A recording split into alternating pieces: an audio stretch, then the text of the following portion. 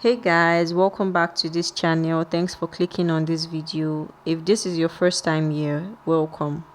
In this channel, we are all about Nollywood and entertainment, so hit that subscribe button to stay tuned. In this video, I'll be summarizing and reviewing this amazing film that just got released on Sandra Okuzuwa TV, titled The Breadwinner. It was produced by Sandra Okuzuwa and directed by Oke Ifeanyi. The Breadwinner is about a gifted young footballer from a poor village. His dreams is becoming a professional footballer to lift his family out of poverty. But just before his dream started coming through, an unfortunate incident happened that turned everything around. Some of the cast on this film are Chididike as Nedu, Sandra Okuzuwa as Ada, Emeka Darlington as Ben, and Audrey Harrison as Tonya. In the first scene, Nedu is being chased by a woman, Mama Nkechi, who sells stuff. Apparently, Nedu bought something from her and he is yet to pay. Mama Nkechi is seen dragging Nedu's clothes, telling him to pay her money, while Nedu stood there telling her to take it easy on him and she should stop embarrassing him, that he was going to give her money. But Mama Nkechi was adamant. Then Ada, Nedu's sister, came and asked what was happening. She immediately stopped Mama Nkechi from dragging Nedu's clothes and asked her why she was doing that.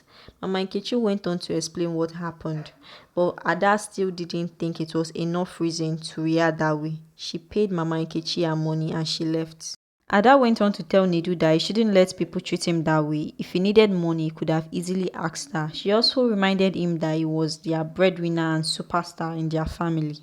One evening, after Nedu came back from the field with his sister, he told his mother what happened that day. Some football scouting agency came to the village and noticed him for his skills. He told his mother that he exchanged contact with them and he was told he would be called. His mother was so happy that finally his dreams would soon come true.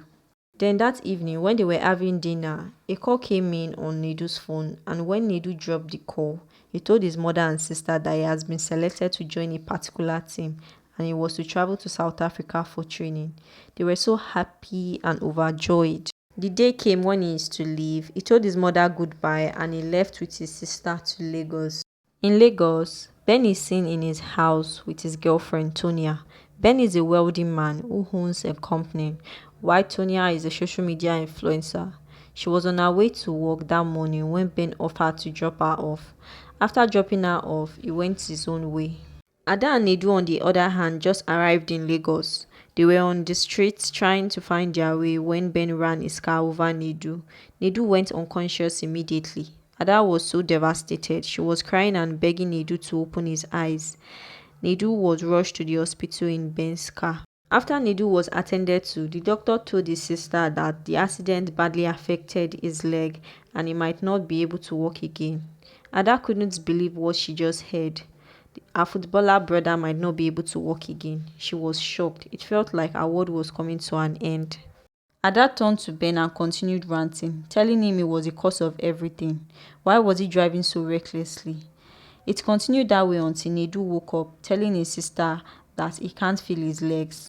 Ada was just there crying because she doesn't know how she will break the news to him. Soon after, his agent called and he told him that he was in an accident and right now he can't feel his legs.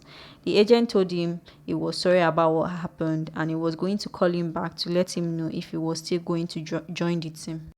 Nedu was discharged that day and they were in Ben's car when he asked them where he is to drop them. Then Ada went on to explain to him because it seems he was not getting it. She told him everything and that they cannot go back to the village like this. Ada said the only option he has right now is to take them to his house because the minute he ran Nedu off, he had adopted a son.